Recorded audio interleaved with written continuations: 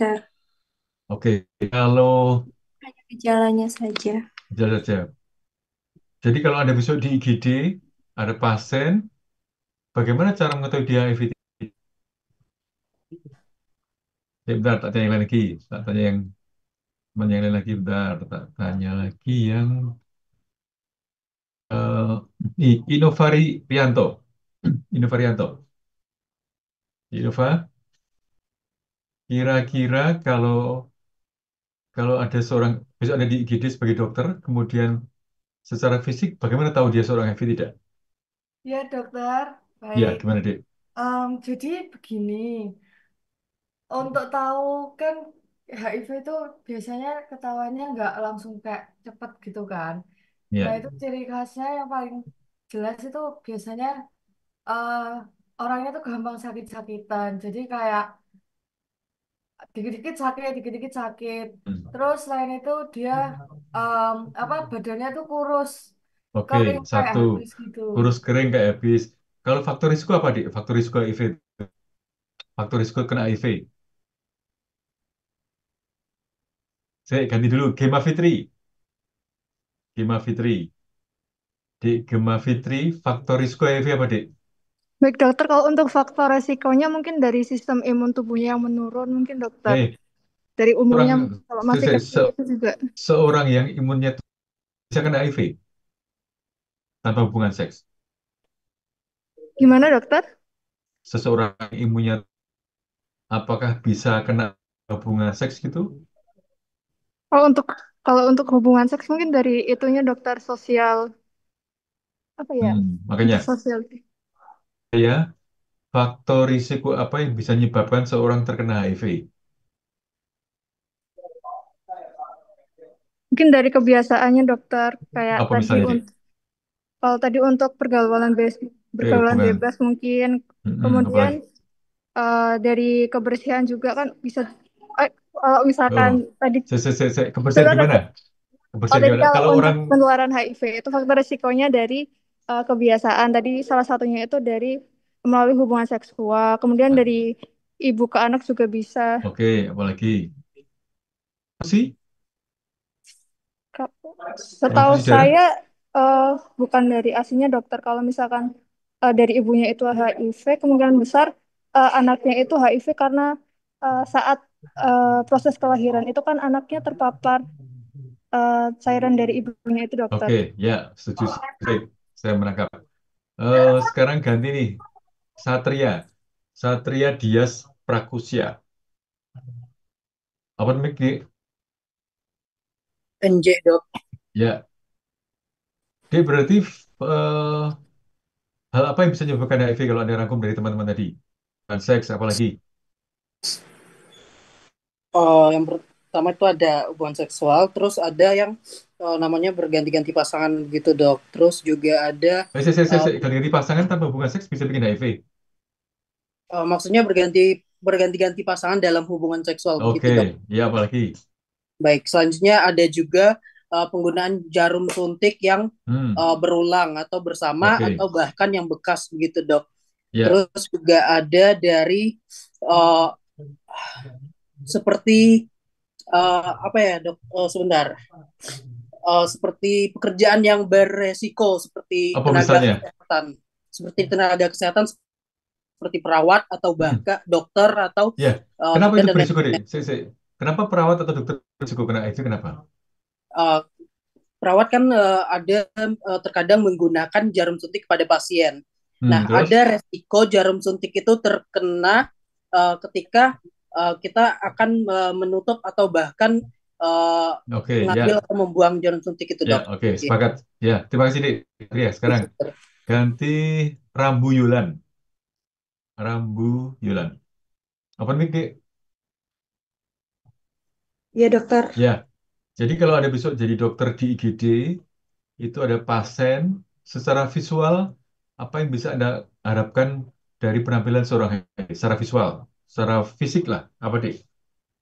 Orang Mungkin tatoan, badannya, tatoan, oke. oh Terus apa ya, lagi? terus terlihat lebih kurus dokter. Kurus, oke, oke, oke. Oke, kartu fakultas sekarang. Oke, terima kasih. Jadi sekarang Ya. kita akan tebak-tebak nih, Dik. Ini secara visual siapa yang positif HIV ini? Dari yang cowok sebelah kiri, A yang cowok pakai tato, ibu atau yang cowok pakai jas. Kira-kira mana yang HIV? Benar, benar, benar, benar, benar. Mana yang HIV ini, Dik? Ada yang tahu? Dokter Suku tadi mana yang HIV, Dik? Kira-kira, Dik? Chipnya siapa nih, chipnya nih? Halo dok. Dik, mana yang HIV, Dik? Siapa yang HIV? Kalau dari gambar seperti ini kayaknya nggak kelihatan dok. Kalau disuruh milih, ada pilih yang mana? eh Yang A itu yang laki-laki tanpa baju, yang B yang wanita, C Kayaknya yang pakai yang jas. A dok. Soalnya Kenapa, Dik? ada pakai tato itu kan juga Tato. beresiko ada needle Oke. in. Jadi secara visual yang A pakai tato. Oke. Sekarang Suban Syabani. Di Suban, kira-kira ada pilih yang mana, Dik, kalau yang HIV, Dik? Sama dokter yang A. Kenapa? Karena tatoan. Iya, mungkin pergaulan bebas juga Oke. tinggi. Ya, sekarang ada yang cuma pakai kata hai itu siapa tuh? Hai. Nama di bawah Hanum tuh ada hai itu siapa tuh? Open mic, Dik.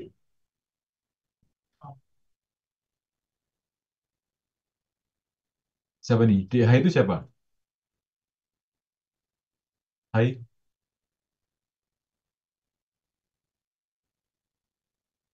Ada yang tahu yang hai itu siapa, Dik? Oke, Hanum dulu aja, Hanum. Di Hanum, Hanum Putri Windasari.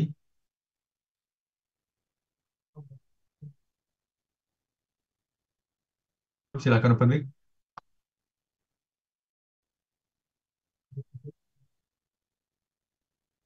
Hanum silakan open mic, Dik.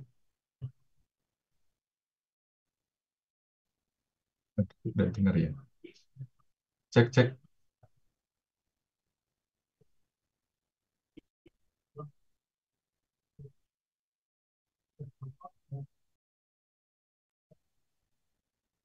Apakah saya terdengar jelas suara saya? Iya dok, Jelas, dokter. gimana bisa diulangi lagi? Bentar, bentar, putus ya. Ini siapa nih? Di Hanum ya? Di Hanum berarti kalau di Hanum mana yang HIV, Dik? Ini, Dik.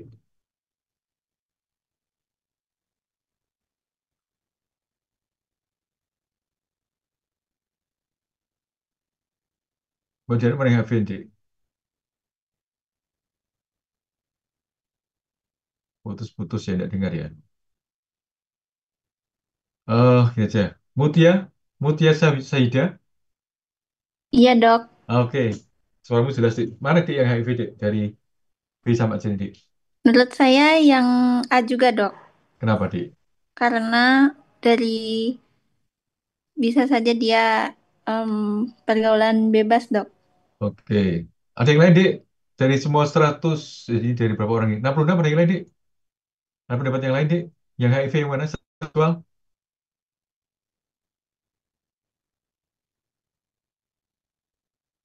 Oke. Yang HIV adalah yang pakai jas. Kenapa pakai jas? Karena dia membawa ARV nih, ATK. Ya. Jadi, memang secara visual Anda tidak bisa bedakan seseorang HIV tidak karena orang HIV tidak bisa dilihat dari visual atau secara fisik, ya. Hanya dari tes laborat. Sebenarnya key point-nya seperti itu. Tidak boleh menstigmata seorang sebagai seorang HIV berdasarkan penampilan, tapi harus dicek berdasarkan eh, tes laborat untuk memastikan HIV tidak. Oke. Sekarang eh, soal berikutnya, Dik. Soal untuk agar Anda bisa tahu mengenai HIV secara umum. Oke, saya minta yang membaca Ania Eka. Silakan baca terus jawab, Dik, soalnya, Dik. Permisi dokter, Ya, izin silakan, Dik. membaca soal. Mm-mm. Seorang laki-laki 25 tahun, pekerjaan sopir truk dengan tato di lengan kanan dan sariawan. Datang ke poli dengan membawa hasil CD4 200. pertanyaan nomor satu, apakah pasien dapat didiagnosa HIV/AIDS? Yang kedua, apa langkah Anda agar dapat melakukan terapi? Oke, jawabannya apa di nomor satu, Dik? Sebentar, dokter. Ya, coba pikir dulu.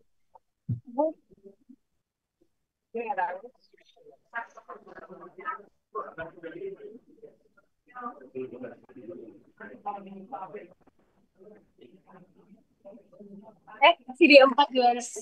Hmm. Gimana, Dik? Udah ketemu belum?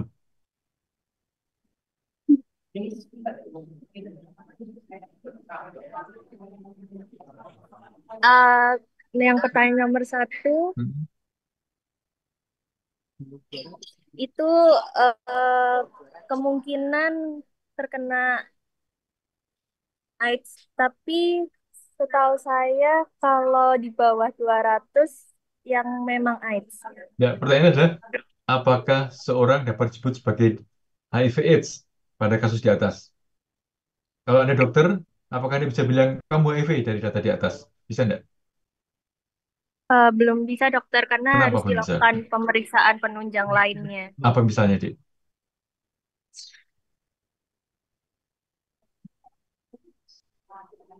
Apa? Oke, oke, simpan dulu. Sekarang saya bergeser ke Chandra Esa Permana. Gimana, Dik? Nomor satu, Dik. Iya dokter mungkin Ya, mohon izin sebentar hmm. nih dokter. Ya.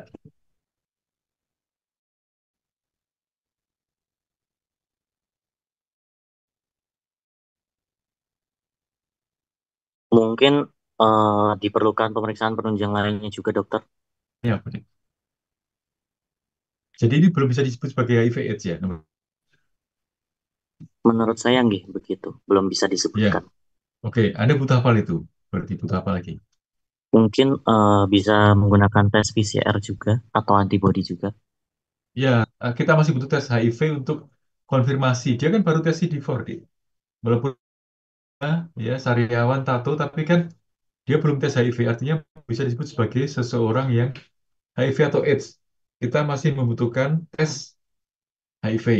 Jadi kalau ditanya nomor dua, di saya Ajrina, kalau pertanyaan nomor dua, itu gimana jawabannya, Dik? Mas saya Sajrina.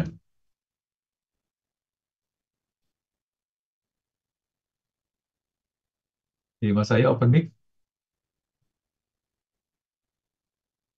Halo, dia saya. Gitu. Ya, nomor dua apa, Dik?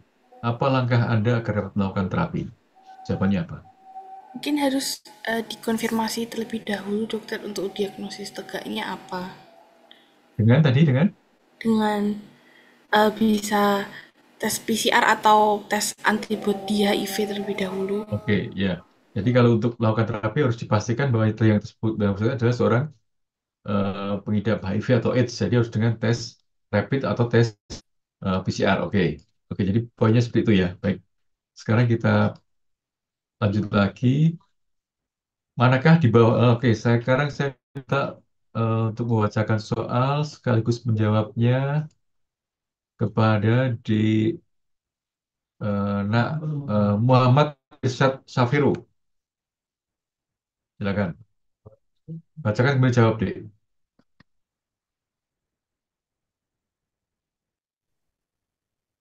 Manakah di bawah ini yang menyebabkan penularan HIV? Hmm, mungkin bisa yang D, dok.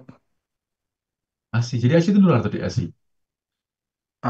Mungkin karena si bayinya eh, lebih ke kontak ke ibunya gitu, dok. Oke.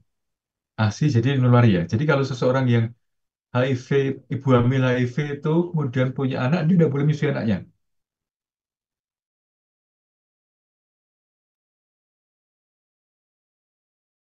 Gimana, Dik Sat?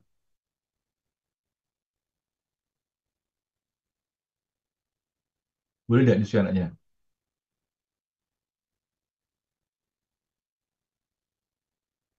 Halo? Maaf, kurang tahu, dok. Oke, ya.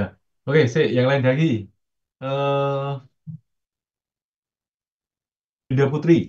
Dik Yuda Putri. Jawaban Anda apa, Dik?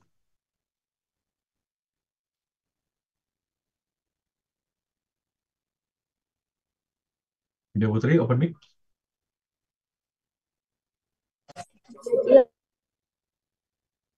Gimana, Dik? Mungkin yang D menular lewat ASI. Oke. Berarti kalau ibu hamil yang ibu hamil HIV kemudian punya anak, dia boleh nyusui enggak? Berciuman. Nggak tahu. Gimana? ABC. Udah kan? Itu kan. Ya. Lah ditanyanya yang belum punya anak. D. Hei. Jawabannya apa, Dik? Jawabannya apa kamu? Yang D, dokter. Ya, luar lewat ASI. Kemudian saya tanya, artinya seorang ibu hamil yang bolehkah dia nanti nyusui anaknya? Ibu hamil yang punya HIV, karena bilangnya menular itu lewat ASI ya. Nanti seorang ibu HIV yang hamil punya anak, bolehkah dia nyusui anaknya?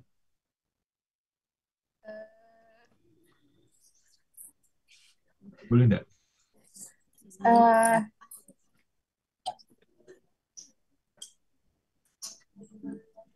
Boleh enggak, Dik? Ya boleh saja, asal sudah diberikan ARV dulu ya. Oke, lewat. Baik. Jadi ini yang betul menyebabkan penularan adalah memang ASI. Pelukan tidak menularkan, berciuman apapun gayanya tidak menularkan, alat makan sama tidak menularkan, bermain olahraga tidak menularkan. Jadi hanya lewat ASI dalam konteks ini ya. Oke, baik. Sekarang ini beberapa panduan yang bisa Anda pakai untuk belajar Permenkes tahun 2022 ya ataupun guideline dari WHO. Secara sekilas saya harus bilang bahwa di Indonesia epidemiologi HIV sudah sampai ke tahap mengkhawatirkan karena hampir semua terkena di seluruh pelosok provinsi. Tapi yang di daerah Papua, di daerah Jawa itu sudah termasuk yang lebih dari 30.000 kasus. Dan secara umum ada sekitar 500.000 jiwa terkena ODA. Dan pemerintah memiliki program 3-0 ya, zero. Jadi jangan ada yang kena penyakit infeksi HIV lagi yang baru. Jadi kalau misalnya 500.000 sekian penyakit, jangan sampai ada lagi yang kena HIV. Kemudian dari yang terkena HIV, jangan sampai ada yang mati. Jadi zero AIDS related death. Kemudian dari yang terkena HIV, jangan sampai ada diskriminasi dan stigma. Diskriminasi itu adalah perlakuan membedakan ataupun misalnya pekerja kemudian dipecat gara-gara HIV, diskriminasi.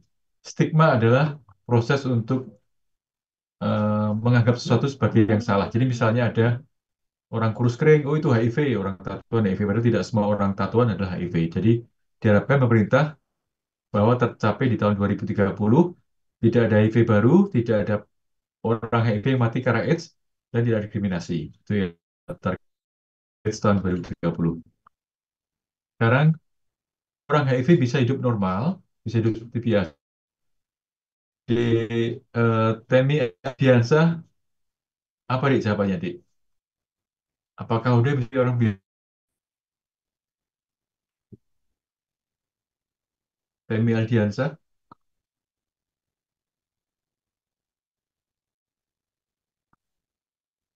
gimana dik Temi?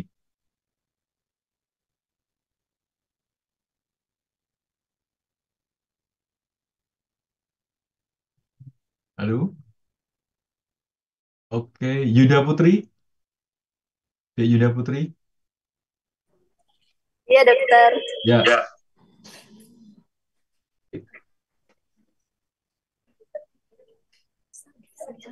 Bisa dokter. Apa rasionalitasnya kok bisa hidup seperti yang biasa? Mohon maaf, bisa diulangi, dokter? ODA itu kan sakit yang kronis yang berat ya, kurus kering.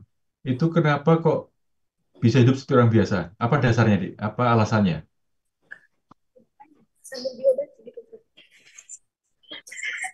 Kalau apa, Dik?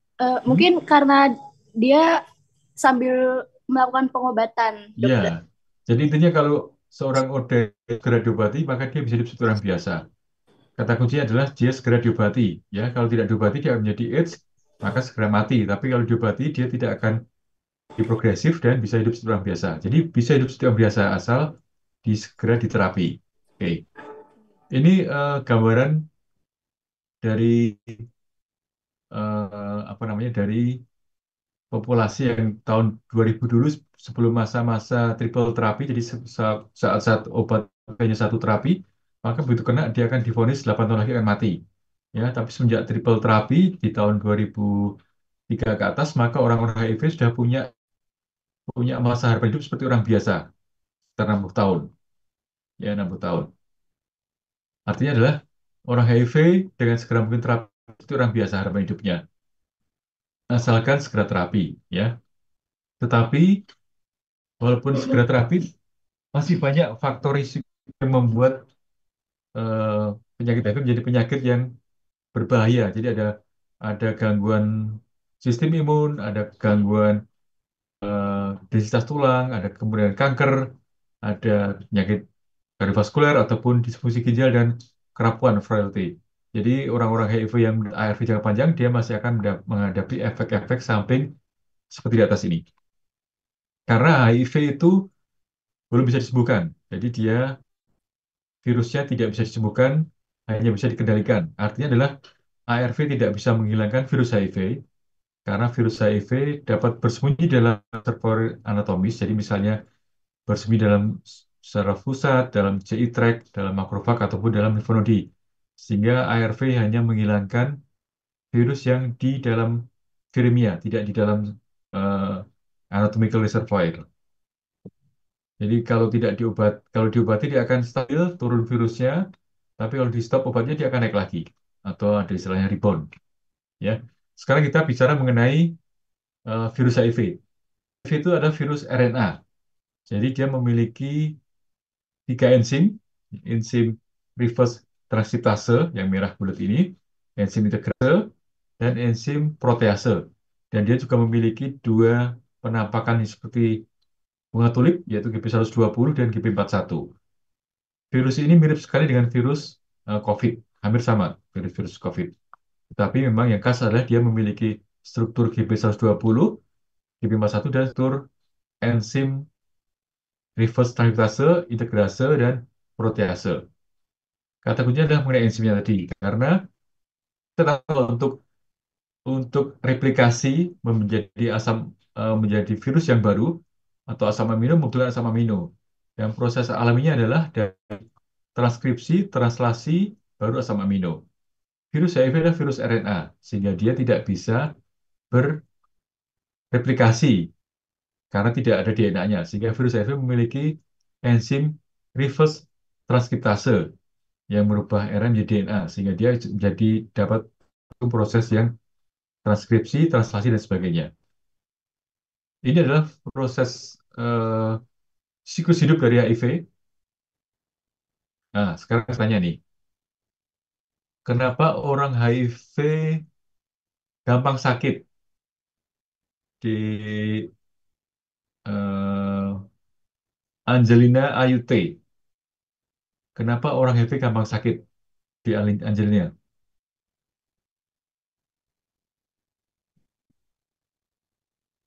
Angelina, open mic silahkan. Iya, dokter. Ya, Karena virusnya menyerang sistem kekebalan tubuh, dokter. apa itu terutama yang diserang? Yang CD, Oke, sip, ya, CD4. Jadi kalau kita lihat dari sini, siklus ini, kan ini penampakan GB120, GB41 ya, yang hijau seperti bunga tulip. Maka dia akan nempel ke reseptor hostnya. Jadi kalau ada orang berhubungan seks, maka virusnya akan menempel ke CD4. Penampakan yang seperti parabola warna ungu dengan dua koreseptor hijau dan biru adalah CD4 CD4 dibantu oleh koreseptor CCR4 dan CXCR5. Jadi kenapa virus HIV akan membuat orang jadi lemah? Karena dia akan merusak CD4-nya. Virus menempel ke CD4, menghancurkan CD4 sehingga CD4-nya rendah, maka orang akan gampang sakit karena sistem imunnya rendah. Di binding tadi melibatkan GB20 dengan CD4, ya, deteksi melepaskan tiga enzimnya, reverse transkriptase, integrase, dan protease. Nanti selanjutnya reverse akan berperan berubah RNA menjadi DNA untuk proses transkripsi. Kemudian setelah menjadi DNA, dia akan masuk ke dalam host. Dia tadi akan dianggap sebagai DNA host, melase, sehingga tubuh tidak akan menolak virus yang ada. Sehingga bertahun-tahun virus akan berdiam terhadap perlawanan dari sistem imun. Kemudian setelah lama, hasil replikasi dengan bantuan protease akan dibentuk virus baru dengan istilah budding. Jadi virus baru, dan virus itu berbentuk berbeda setiap saat, sehingga tidak ada vaksin, karena vaksin membutuhkan pemetaan atau pengenalan virus yang ada. Sedangkan virus yang baru di HIV selalu berbeda bentuknya, karena ada protease. Struktur jenis selalu berbeda, sehingga tidak ada vaksinasi untuk HIV. Oke. ARV yang ada itu adalah bermanfaat untuk mencegah proses tadi. Jadi ada istilahnya early target, mencegah atau menghambat reseptor CCR5 agar tidak bisa masuk dari HIV ke hostnya. Kemudian ada middle target, yaitu mencegah enzim reverse transkriptase. Jadi kita sebut sebagai ARV yang nukleosid reverse transkriptase inhibitor ataupun non-nukleosid reverse transkriptase inhibitor. Kemudian ada middle target, dia mencegah enzim integrase, namanya INSTI, integrase strand transfer inhibitor. Kalau untuk mencegah protease namanya protease inhibitor. Jadi titik tangkap ARV adalah mencegah enzim-enzim dari virus HIV tadi dengan middle target ataupun dengan late target. Oke, Oke, saya mau tanya dulu nih, siapa tuh ada yang ngantuk? Eh, Evian Ganteng, open mic. Evian Ganteng, halo di Evian.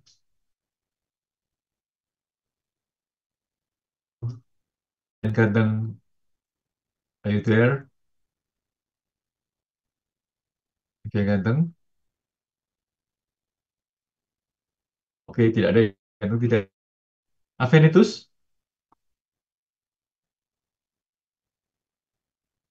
ada nggak Avenitus? Iya dok. Oke dek, dek akan mengenai eh, virus HIV masuk ke dalam tubuh.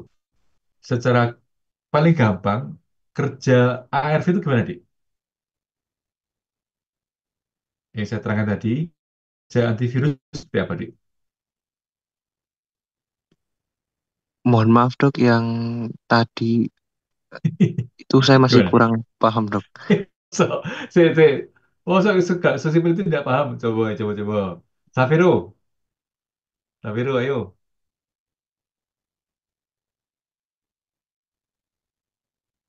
Safiro, adakah Safiro? Iya dok. Ya, Dek. Dek, tadi waktu aku dengar si anu suaraku jelas nggak? Putus-putus nggak? Mohon maaf dok, sinyal saya putus-putus. Gimana dok? Waduh, iya, pinter saiki.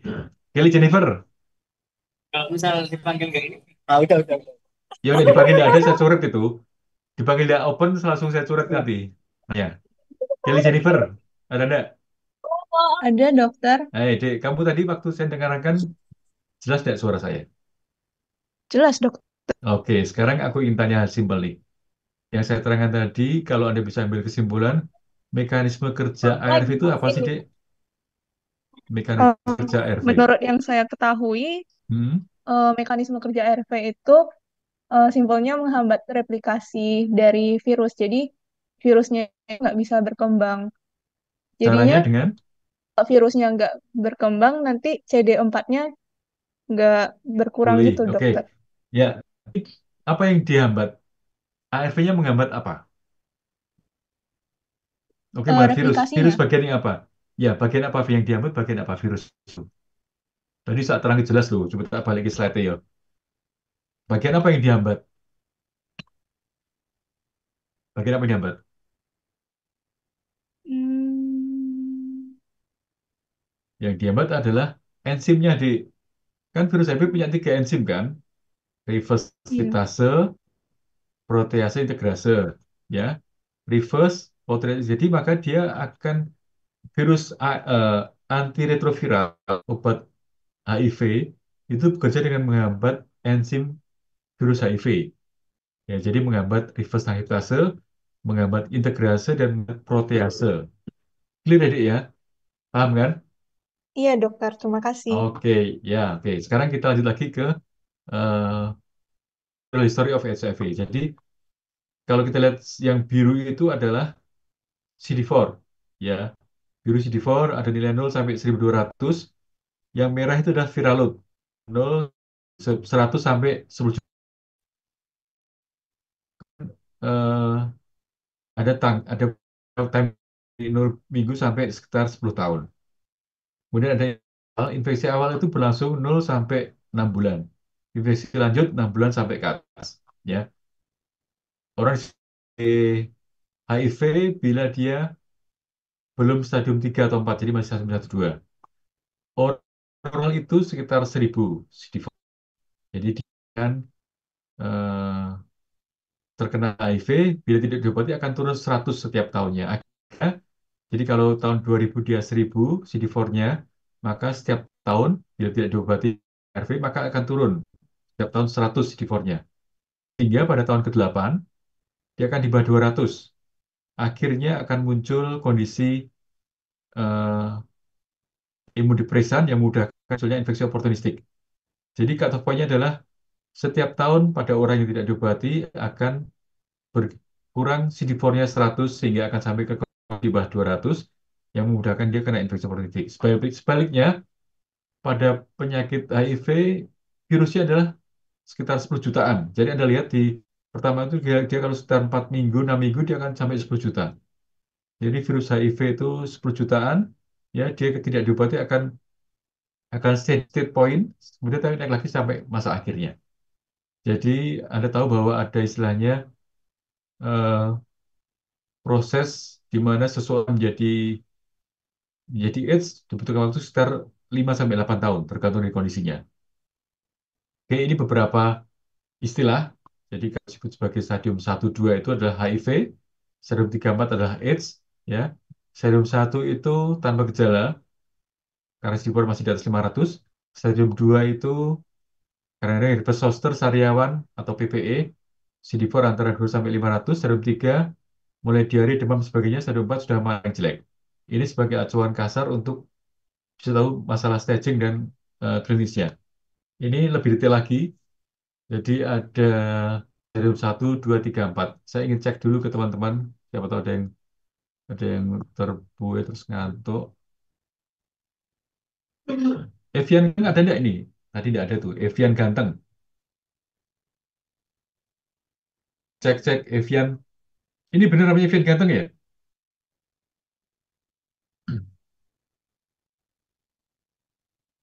Eh, siapa chipsnya tadi? Siapa ketua kelasnya? Halo, halo, halo.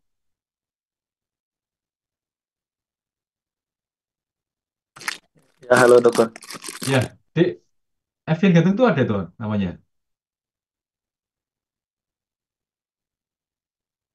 Bener tuh, Dek. Temanmu. Ada dokter. Namanya memang Evian ganteng. Bukan dokter. Siapa namanya aslinya? Berapa Dek NIM-nya, Dek? Evian ganteng, Dek. Bentar dokter saya cari. Coba deh, nama lengkap sama NIM-nya deh. Nah, halo-halo tidak respon, siapa tuh dia ketiduran ya? Nah, teks sebentar. Nah, NIM sama nama asli.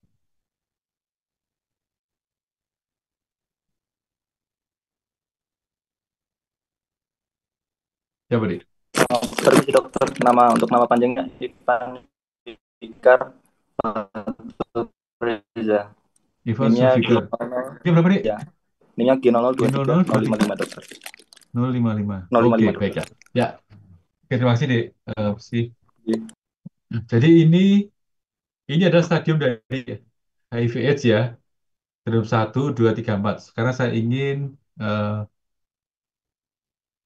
Chandra Risa bacakan, Dik. Jadi, Chandra Risa akan slide saya, Dik. Baik, dokter mungkin izin Ya. menjelaskan itu.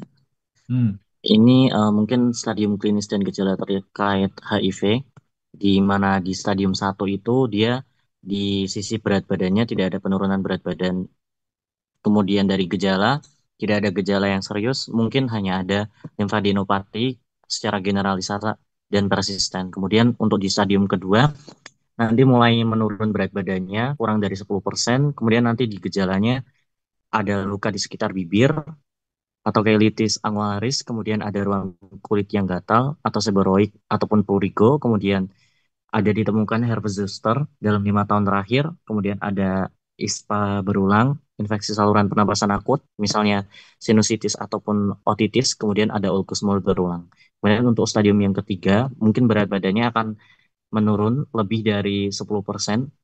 Kemudian dari gejala mungkin sudah ditemukan kandidiasis oral, oral hairy leukoplakia, kemudian diare, demam yang tidak diketahui penyebabnya apa, dari waktunya lebih dari 1 bulan.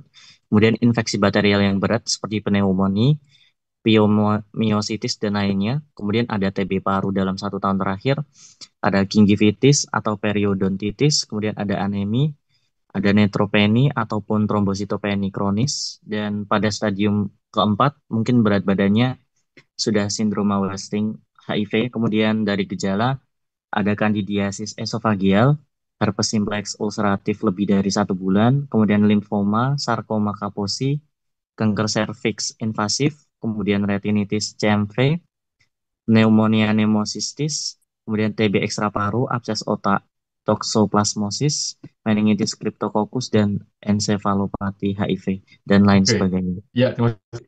Jadi kalau saya ringkas, serum 1 itu tanpa gejala yang signifikan, kecuali limfadenopati. Serum 2 itu hanya kurus tok ya. Kadang-kadang kurus tok, ada sariawan, ataupun penyakit kulit berulang. Serum 3 itu sudah mulai tambah kurus lagi. Kalau tadi serum 2 ada sariawan, serum 3 muncul kandidiase oral. Kemudian ada TBC paru, kemudian ada pancytopenia, itu yang paling khas. Stadium 4, kalau tadi serum 2 3 ada penurunan berat badan, maka ada wasting. Wasting itu berat badan turun ditambah diare dan demam. Jadi wasting itu sudah kombinasi berat badan turun dan diare atau berat badan turun plus demam. Ya. Kemudian ada, kalau tadi serum 2 ada sariawan, serum 3 ada kandidiasis oral, serum 4 adalah kandidiasis esophagus. Jadi sampai ke bawah, lebih ke dalam lagi. Kalau serum 3 ada TB paru, serum 4 adalah TB paru, TB ekstra paru. Dan ada macam-macam, abses otak, misalnya esophagus. Itu secara umum gambarannya. Ya.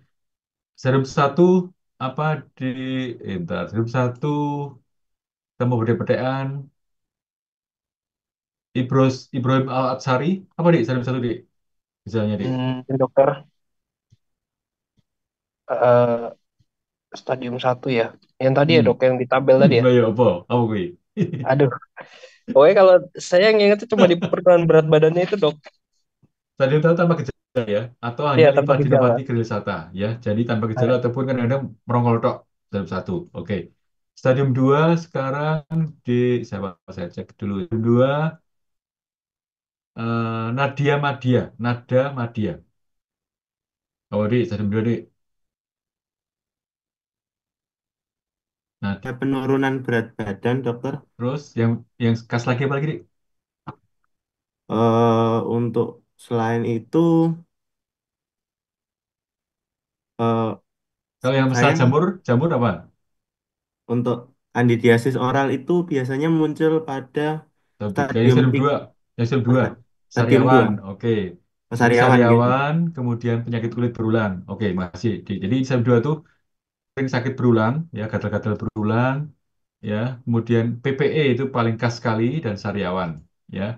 PPE, PPE itu penampakan seperti gudik khas stadium 2, ya. Herpes zoster berulang. Jadi kalau penyakit kulit berulang tidak sembuh-sembuh, orang datang ke ID dengan bolak-balik sakit kulit, ya mungkin dia penyakit imunnya rendah dan ada HIV. Serum 3 saya ingin tanya ke eh, Lilian Mutiara. Di Lilian Mutiara hadir? Hadir dokter. Oke, serum 3 apa, Dik? Stadium 3 itu terjadi penurunan berat badan Terus yang yang khas lebih dari lagi? 10%. Ya, Terus terjadi gejala lain seperti adanya kandidiasis oral, terus oke, diare, demam, oke. terus ada infeksi bakteri juga, Yang paling khas apa di infeksinya, Dik? TBC paru, pneumonia. TBC paru ya. Jadi stadium 2 tadi sariawan, stadium 3 kardiospasial, dan TBC paru serta pansy. Ya, jadi stadium 3 itu ya garis oral. Kalau stadium 2 sariawan, yang 3 sudah garis oral. Bisa yang bentuk eritematosa yang merah-merah atau yang berbentuk plastik yang putih-putih. Itu stadium 3 TBC paru. Oke. Ataupun panstopeni dan berat badan lebih dari 10% setelah diare kronis ataupun demam kronis. Tapi masih satu yang berbeda. Jadi hanya diare dok, hanya demam dok.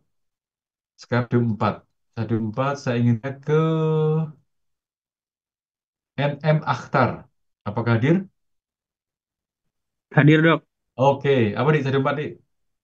Stadium 4 itu tadi saya ingatnya ada limfoma, terus abses otak. Mosok Iya dok, kalau limfoma tamu itu tadi stadium. tabel tadi ada Oh ya wes, oke. Abses otak. Apalagi yang kasih? Apalagi yang kas? sindroma wasting. Oke, apa itu di sindrom Osting? Wasting itu apa ya? Belum tahu Berat dok. badan turun ditambah diare, beda 7 bulan Oh, atau berat badan itu ditambah demam. Jadi kalau hanya satu entitas tok, diare tok, dia bukan wasting. Wasting itu berat badan turun plus diare atau berat badan turun plus demam, deh. Itu namanya wasting ya. Oke. Sama memang selek-elek. Ini stadium 4 itu sudah wasting seperti ini, Dik. Jadi betul-betul saya ulangi lagi. Kurus kering ya, karena dia ada berat badan turun 10% ya, ditambahi diare ataupun berat badan demam. Jadi tidak satu saja, tapi memang sudah double-double. Kemudian toksoplasmosis ya dan TB ekstrapu. Jadi kalau tadi ada TB paru di stadium 3 maka sebenarnya TBC ekstra paru. Oke, ini eh, beberapa poin-poinnya. Jadi kalau stadium 1 yang kanan kiri atas sudah cuma limfadenoma grisata, stadium 2 itu sariawan atau PPE atau sakit kulit berulang, stadium 3 itu mulai ganas oral, TBC paru, ya stadium 4 sudah wasting, ditambah penyakit lain misalnya TBC ekstra ataupun toxoplasma atau meningitis dan sebagainya. Oke. Ini adalah pintu masuk dari HIV. Jadi kalau orang HIV itu datang lewat sukarela, voluntary counseling testing atau VCT, ataupun atas inisiatif tenaga kesehatan atau PITC, Provider Initiated Test and Counseling atau TIPK, tes atas inisiatif petugas kesehatan. Jadi kalau VCT itu volunteer, Anda bisa berhubungan seks tidak tanpa pengalaman, terus khawatir kena HIV, Anda bisa datang ke layanan VCT di rumah sakit untuk tes HIV. Sebaliknya, kalau ada orang kecelakaan, operasi datang di IGD, tapi dokternya kok curiga loh, kok orang yang kecelakaan itu kurus kering, sariawan, tatoan. Dokternya bisa bilang ke yang bersangkutan, Bapak, jangan-jangan Anda seorang HIV, saya tes HIV mau tidak? Itu namanya yang eh, TIPK, tes atas inisiatif kesehatan. Oke, ini cara-caranya. Tes HIV dikasihkan untuk bla bla bla orang dewasa macam-macam, tapi yang ingin saya tekan adalah 5C. Ini nanti sering keluar di soal-soal di 5C. Informed consent, confidentialitas, counseling. Jadi 5C itu berarti kalau seseorang tes HIV dia harus diberitahu dulu. Jadi jangan sampai ada orang dirawat inap tidak sadar Anda tes HIV, jangan. Anda harus edukasi dulu, inform consent walaupun tidak harus secara tertulis. Bisa bilang secara verbal, Pak, Bu, Mas, tak tes HIV mau tidak? Mau, dah tes HIV. Tidak mau, tidak usah dites. Kemudian confidentiality, jadi harus rahasia, hanya Anda dan pasien yang tahu. Kemudian counseling, dipastikan sebelum tes harus ada edukasi konseling ke pasien. Jangan sampai langsung main tes tapi pasien tidak tahu risiko dan sebagainya. Kemudian dipastikan correct test result, jadi harus betul hasil tesnya. Kemudian setelah dites ada hasil, pasien dihubungkan dengan care treatment and prevention, jadi layanan dari PDP, eh, pelayanan dukungan dan pengobatan. Jadi harus ada dukungan suportif untuk pasien ataupun orang dengan HIV/AIDS. Ini tes HIV ada dua macam, serologis atau rapid test, menggunakan seperti ibu hamil itu ya tes rapid ataupun tes virologis. Tetapi disebut sebagai positif bila ada 3 hasil tes rapid positif, ya jadi kalau cuma satu tes rapid dia bukan HIV, maka membutuhkan 3 tes HIV yang positif dan atau pemeriksaan PCR atau serologis. Oke, saya ingin ulang tanya ben Anda semua tidak salah persepsi ke kepada panggilan lagi. Panggilan terakhir kepada Saudari Nadia Madia G00231121. Nggih, dok. Oke, wah, Anda selamat, Dik. Jadi tidak jadi ketinggalan pesawat, Dik. Baru sholat, dokter. Oh ya, sorry. Kami yang tidak tepat ya. Dik Nadia ini, kalau saya tanya, untuk tes HIV, orang dikatakan positif HIV dengan tes apa, Dik?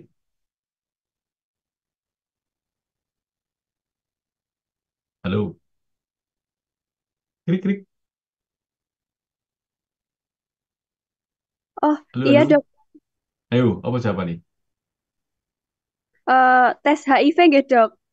Ya, apa aja itu? Dikatakan HIV positif bila tesnya gimana? Kalau dulu saya pernah baca itu bisa pakai itu, dokter, yang Western blot itu, dokter. Itu jangan sekarang menghadapi ya open open kan udah open Zoomku di open enggak apa layarnya itu presentasinya.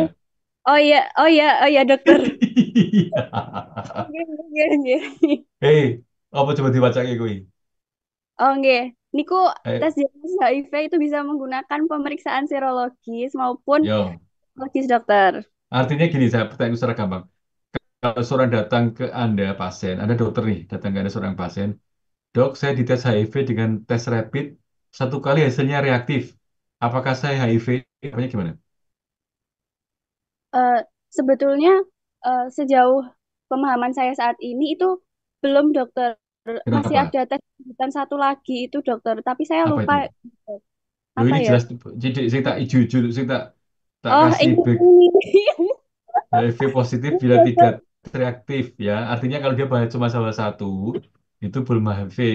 Jadi ada Nggih. orang pasien datang ke Anda, dok saya tes HIV sekali dengan rapid reaktif, apakah saya belum bisa Mas? Anda harus tes lagi, 2 tes lagi dengan tes rapid. Kalau tiga-tiganya reaktif maka Anda adalah seorang HIV positif.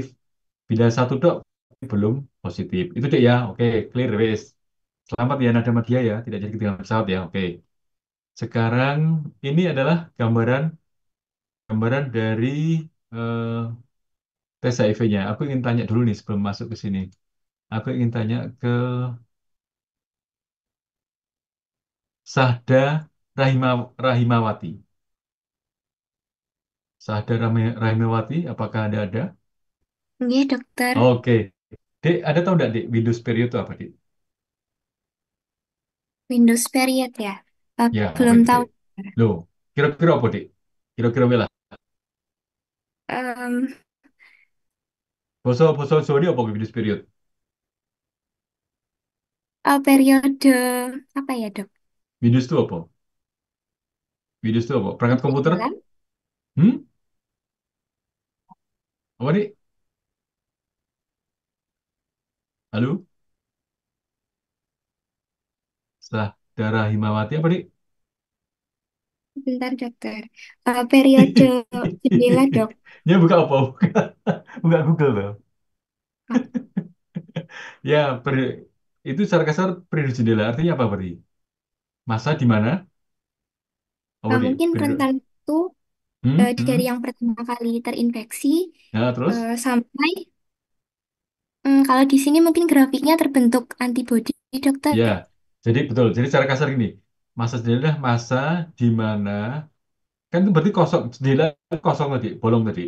Berarti kan Nih. masa di mana tes yang ada itu belum bisa deteksi antibodi yang muncul. Jadi kosong kan, berarti memang tidak bisa deteksi. Masa di mana kita tidak bisa deteksi. Nah, berapa lama? Tergantung dari tes yang ada. Kalau tes yang generasi 1, Anda lihat di tabel saya itu, tes generasi 1 dia kan deteksinya 50 hari kan setelah paparan. Jadi masa jeda kapan? 0 sampai 50 hari. Ya, sedangkan tes generasi 2 itu bisa deteksi 40 hari. Jadi masa jendela, masa di mana kita tidak bisa deteksi ya 0 sampai 40 hari. Semakin maju generasi keempat, dia semakin singkat masa jendelanya. Artinya kalau kita tes dengan generasi keempat, yang dipanah ini antara 15 hari, maka masa jeda cuma 14 hari. Artinya kalau seseorang berhubungan tanggal 1, maka dia tidak bisa deteksi adalah tanggal 1 sampai tanggal 15. Itu disebut virus dia. Ya, jadi kalau dengan generasi keempat, maka masa jeda hanyalah 14 hari. Sehingga pemerintah mengatur kalau seseorang eh, tes HIV rapid non reaktif, maka kita akan ulang lagi selama 2 minggu untuk menyingkirkan masa jendelanya. Oke, saya ingin cek acak apakah Anda sudah maksud saya. Saya tanyakan kepada saudara Kelly Jennifer. Apakah datang Kelly Jennifer? Iya, dokter. Oke, apa dik masa jendela dik? Hmm, saya masih kurang paham, dokter. Oh, kurang paham sing piye? eh Apa sih kurang paham? hmm, Masa jendela itu kan masa yang jendela kan kosong apa isi dik? Kosong. kosong. Ya, artinya kan masa di mana kita belum bisa, kita masih kosong, blank, belum punya gambaran. Masa di mana alat yang ada belum bisa deteksi antibody. Artinya kita belum bisa diagnosa. Ya, masa jendela itu tergantung dari alat yang ada. Semakin baru, semakin pendek masa jendelanya. Karena dia semakin cepat Hmm. deteksinya kan, Dek. Jadi kalau sekarang yang Oh dengan iya, generasi keempat itu, dia cukup butuh 14 hari untuk deteksi. Generasi yang generasi 1, dia butuh 50 hari. Artinya kalau seseorang berhubungan seks tanggal 1, maka berapa lama dia masa jendela di generasi keempat, Dik? Berapa, Dik, kali? Kalau dari tabel generasi saya yang apa? di Zoom, berapa hari? Hmm, Untuk yang Berapa hari, Dik? Coba, Dik. Tadi, coba. Berapa hari? 15. Ya, 14 hari. Jadi kalau Iya. generasi keempat itu dia hanya punya masa jeda 14 hari. Tapi generasi ke satu yang paling lama, yang paling yang paling kuno, dia hanya bisa deteksi 50 hari setelah berhubungan seks. Ya, oke. Jadi secara singkat seperti oke. Oke. Oh, yang sering kita tanyakan karena terkait dengan pemahaman mengenai puncak Fakri. Haidar Fakri, panggilan pada saudara Bapak Haidar Fakri 00230097. Dokter. Oke, selamat. Anda tidak ketinggalan pesawat. Haidar, ini apa nih jawabannya, Dik? Oke, dokter. Jawabannya apa, Wi? Sebentar Jawabannya. nih. Mungkin sopir, dokter. Kenapa sopir? Eh, karena sopir kadang mohon maaf, dokter, mungkin anak-anak mungkin Anak apa? pekerja seks, dokter. Pekerja seks. Kamu jawabannya A, B, C, D, E, apa salah satu aja tuh. Yang ada, dokter. Bisa seks. Kenapa bisa seks? Kenapa? Karena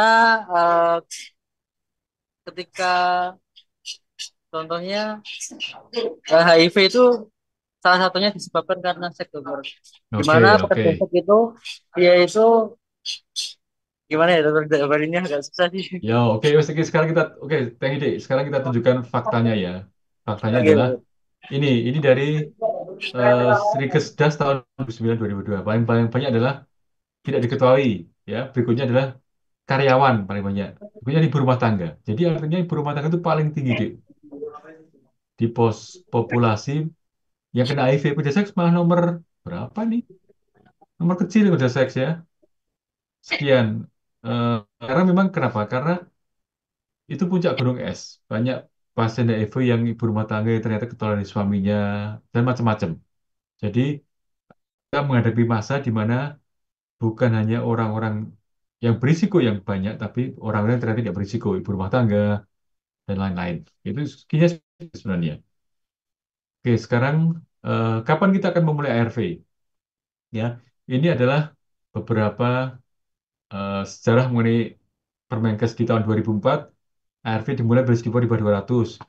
Kemudian 2011 ARV dimulai bila CD4 di bawah 350. Di 2014 ARV dimulai pada mereka yang populasi kunci dan khusus ibu hamil, TBC macam-macam. Tapi di tahun 2019 maka HIV semua orang mendapatkan konfirmasi HIV positif langsung mendapatkan terapi. Sehingga kapan dimulai ARV segera mungkin pada mereka yang HIV positif. Itu kata kuncinya, ARV segera dimulai segera mungkin. Ini jadi pemahaman penting karena tidak menunda ARV.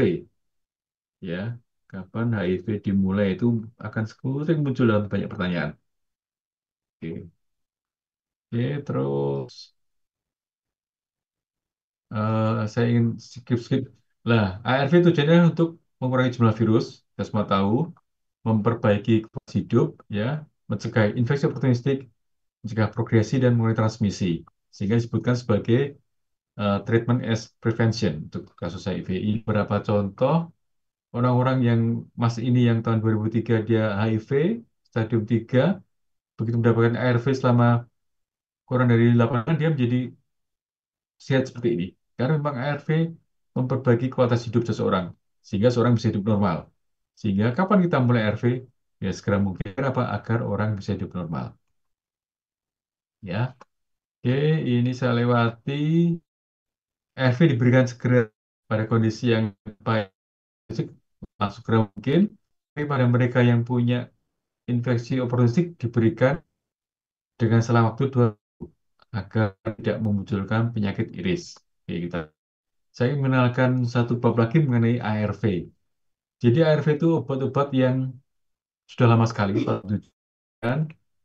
Tahun 2019 ada beberapa obat yang baru, tapi memang tidak terlalu banyak obat yang baru. Jadi memang ya itu saja. Ini beberapa contoh ARV-nya. Ada lamivudin, zofudin, tenofovir, efavirenz, nevirapin, Alvia, ya. Kemudian kita punya yang di pojok kanan, yang di pojok kita punya kombinasi FDC, fixed drug kombinasi. Isinya adalah TLD atau TLE. Yang atas tuh TLE atau telura, yang bawah adalah TLD. Dia satu pil atau satu obat isinya 3 regimen. Nah, mungkin disebut sebagai fixed drug kombinasi. Oke, ini kombinasinya TLE, ya. Ini beberapa bentuk obatnya, ya. Eh, Kemudian risiko paparan darah itu memang sebenarnya paling banyak adalah hepatitis B. Sehingga kalau kita terlalu khawatir dengan HIV juga tidak terlalu proper karena paling banyak adalah hepatitis. Kalau orang jarum maka yang diwajib pertama adalah hepatitis B, kemudian baru C dan HIV. Jadi jangan terlalu khawatir dengan HIV karena dia kecil untuk terkena sekitar 0,3 sampai 0,1%. Jadi sangat kecil sekali. Ini slide terakhir. Cara paling efektif mencegah HIV adalah dengan if you cannot keep it secret. Ada pertanyaan, Dik? Kira-kira, Dik, yang mau ditanyakan? Mari silakan. Bebas.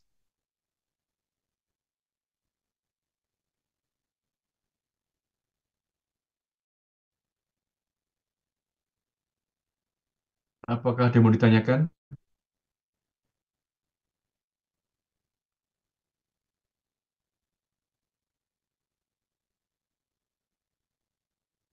Oke. Ini siapa nih? Nadia Madia. Jadi apakah ASI itu menularkan, Dik? Menularkan HIV. Jadi kan ada penularan vertikal, ada horizontal. Vertikal itu dari ibu ke anak ya, lewat ASI, lewat kehamilan, dan lewat proses persalinan.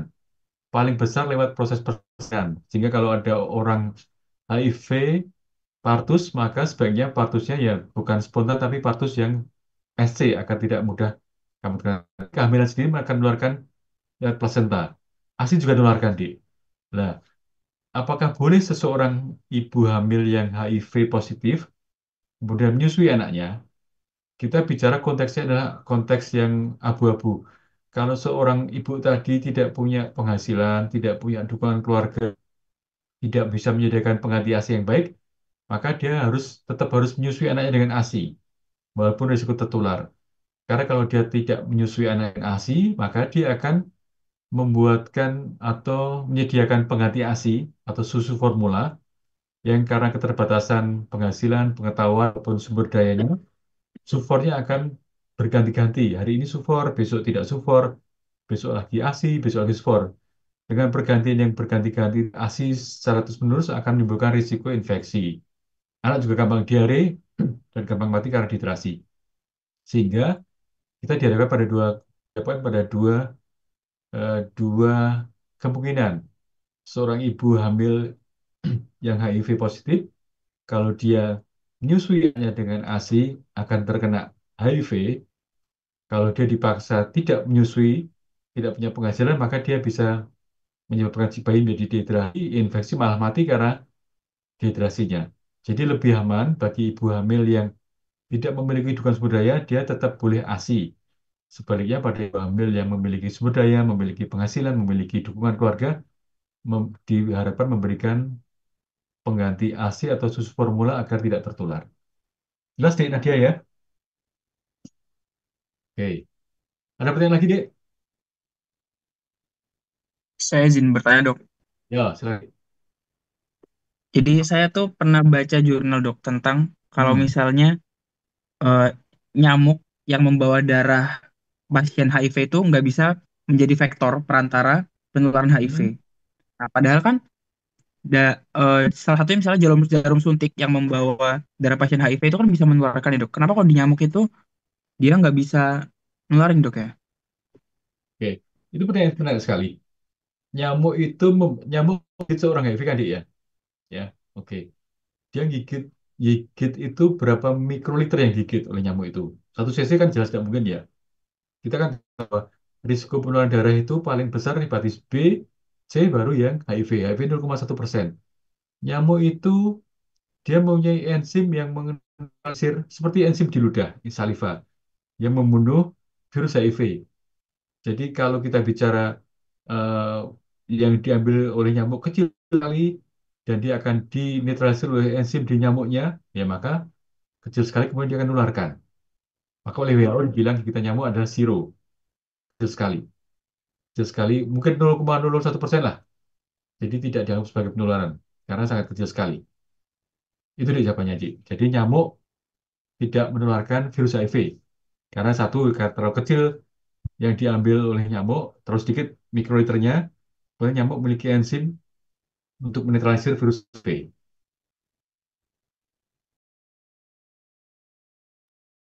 Itu di siapa nih, di Naftar?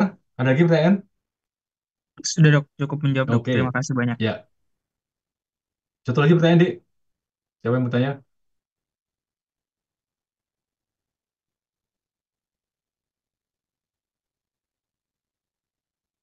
Permisi dokter, Yo, silakan, Dik. Ryan. ya mungkin saya izin bertanya dokter. Saya pernah dengar kalau orang-orang yang beresiko tinggi itu bisa diberikan obat profilaksis atau pencegahan HIV. Apakah itu benar-benar ada, nggih, dok? Oke, pertanyaan bagus sekali, Dik. Jadi memang kita mengenal profilaksis, prapacanan dan pasca pacanan. Jadi kalau pasca pacanan itu seseorang yang sudah terkena HIV, kemudian dia masuk jarum atau korban perkosaan soal atau misalnya terkena maka basis perapat pasca ya profil terpadu. Sebaliknya WHO pun eh, kebijakan global juga mengadakan profilaksis jadi sebelum terpapar. Artinya adalah mereka-mereka yang eh, pekerjaan berisiko misalnya ataupun seseorang yang lain karena pekerjaannya dia sebelum melakukan pekerjaannya akan minum dulu ARVD. Itu jadi seperti halnya eh, istilahnya untuk tidak terkena sebelum sebelum melakukan. Jadi namanya PrEP, profilaksis prapacanan. Itu disupport oleh global. Walaupun secara logik kita kadang-kadang loh, berarti malah akan memudahkan orang untuk melakukan hal yang aneh-aneh karena dia merasa aman. Yaitu memang fakta yang tidak bisa kita pikirkan, tetapi memang realnya secara hitung-hitungan itu lebih mudah mencegah penularan dibanding kita eh, bicara masalah tentang etika. Yang dibedakan antara etika dan medis itu dibedakan, Dek. Kalau etika paling bagus apa, Dek? Penularan. A, B, C, D, E kan? Abstinensia, be faithful, use condom, no drug dan apa namanya edukasi itu kan secara umum. Jadi paling aman ya tidak terpapar. Tapi kalau kita bicara di dunia global realitas ya sebaiknya ya membuat tidak tertular, maka digunakan PrEP. Tetapi di Indonesia pun itu sudah dijalankan sejak 2 tahun yang lalu untuk populasi-populasi PrEP. Jadi ada dan dilegalitaskan dan orang yang faktor risiko tinggi, misalnya visual, dia bisa minta PrEP ke layanan setempat, puskesmas ataupun ke rumah sakit. Akan disediakan pil PrEP satu paket sekitar 7 sampai 30. Jadi gitu deh, Ryan. Ada pertanyaan lagi deh mengenai PrEP. Terima kasih dokter. Oke, baik. Baik teman-teman, ini karena sudah 1 jam lebih, kita akhiri sesi pada hari ini. Pelajarilah slide saya deh ya nanti. Nanti soal-soal paling keluar dari situ ya, tentang mekanisme masuknya HIV, tentang mekanisme ARV, tentang 5C, tentang kapan HIV dimulai. Baik, saya akhiri sesi pada malam hari ini. Terima kasih atas perhatiannya. Mohon maaf bila ada salah kata.